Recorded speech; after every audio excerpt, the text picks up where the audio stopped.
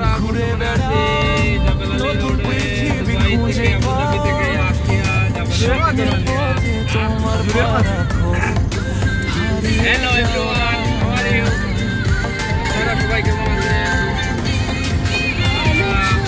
আমরা বর্তমানে আছি জাবেলালি আবুধাবি রোড, দুবাই রোডে।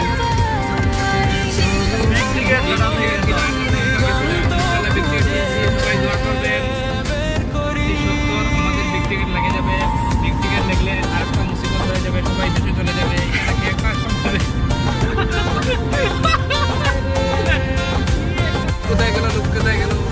সবাই বলবে বাবা তোমাদের কাজ আর করবো না, আমরা এখন পয়সাওয়ালা হয়ে গেছি।